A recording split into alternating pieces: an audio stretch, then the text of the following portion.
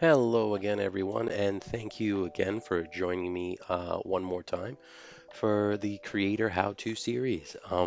So today, what I think I'm going to show you is validation rules.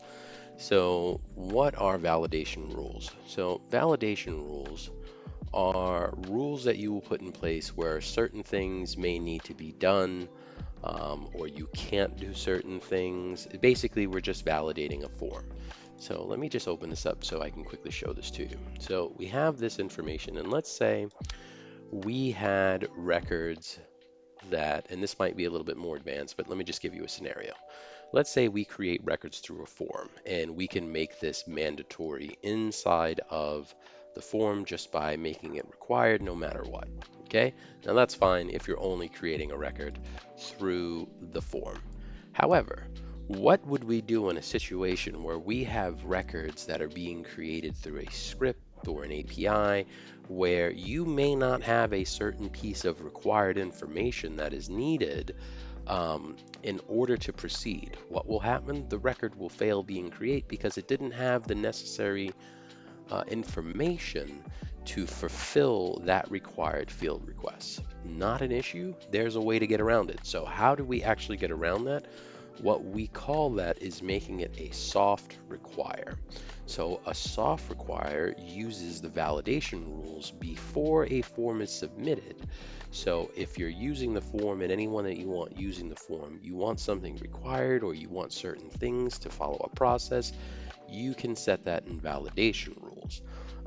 Whereas if you have records coming through to an API, feeding into Creator, or maybe another section in the application that's creating these records, it will go ahead and do it by bypassing the soft required, um, and still requiring everyone that's actually going to open up the form or make a change to follow specific validation rules.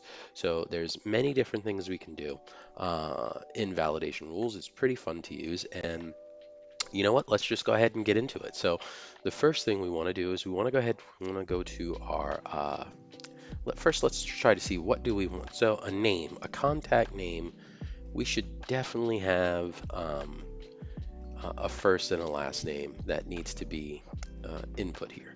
So let's go ahead and start with that. So we'll go ahead and go in here. This is our form, and we can see, and as I was saying with the mandatory, now I could easily just say, hey, click this, it's mandatory, and you can see that now it's red. So let me show you what happens here.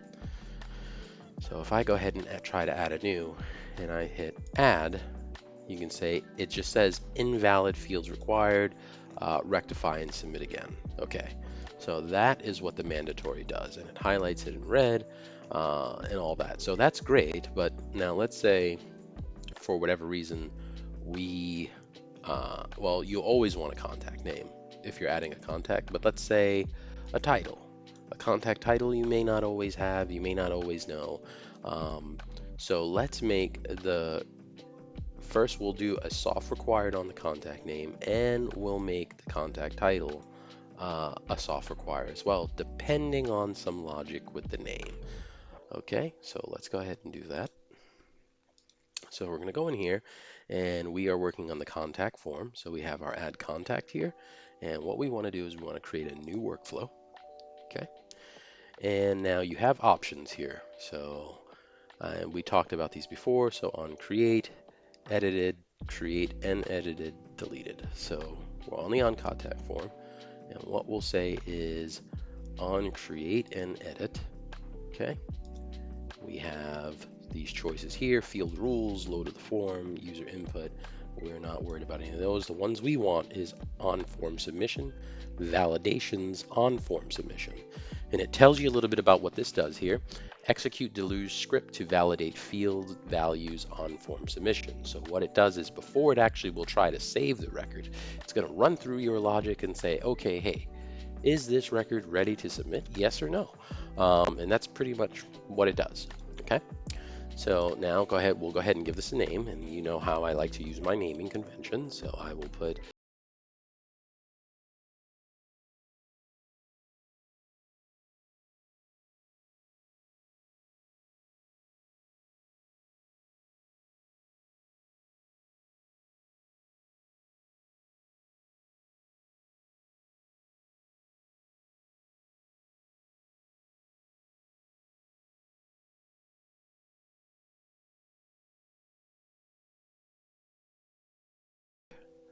Okay, input name. I think it's contact name.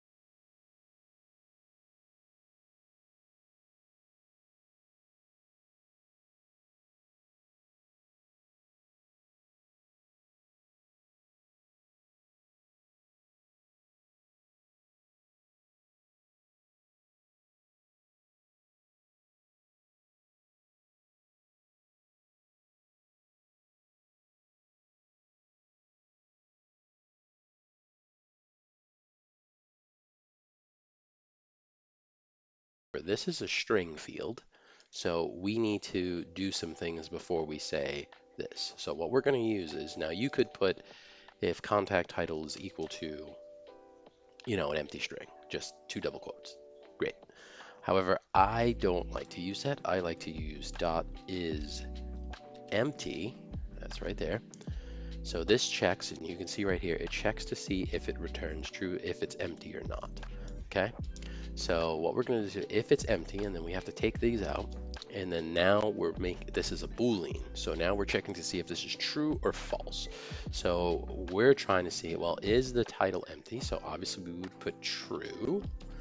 So if the contact title is empty equals to true, okay, we want something to happen, okay? What do we want to happen? We want an alert message to say, because we're making it soft required, right? So we would do alert, okay? And then alert, you can do all kinds of things in here. You can, grab a field.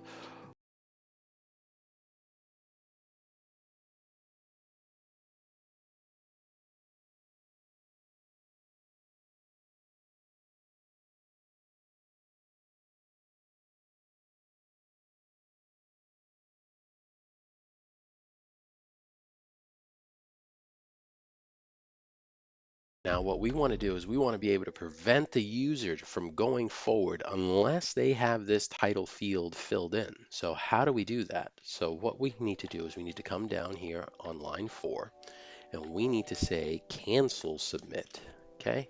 And here it is right here. You can see it. Cancel submit. What this does is this will prevent the user from moving forward until they actually do this, okay? So let's test this, and let's see if it works for us here. Okay, so I'm going to take that out because I just wanted to give you a field to reference. So now we're saying if the input contact title is empty is equal to true, alert the title field is required. Okay, and then cancel the submit. So we'll go ahead and save that. There we go. And I'll leave that open. So now let's just go back here. You know me, I always like to refresh for good measure. And then let's just take a look in here. So let's edit this. So we can see right now this does have a contact title. Let me just update it. Okay, it went through fine, no problems, right? So we'll go back in here, and what we're gonna do is we're gonna take this out, and now we're gonna say, okay, great, let's go ahead and update. Oh, here we have it. The title field is required. Now, if you notice, it doesn't flag it in red or anything like that because this is a soft required. Now, if it was hard required like we made the contact name, then it would just give you a generic message saying, hey, you got a problem here, you need to go back and figure it out. In this case, we do not have that. It tells us specifically what the problem is. The contact title is blank. We need to fill that in. So you can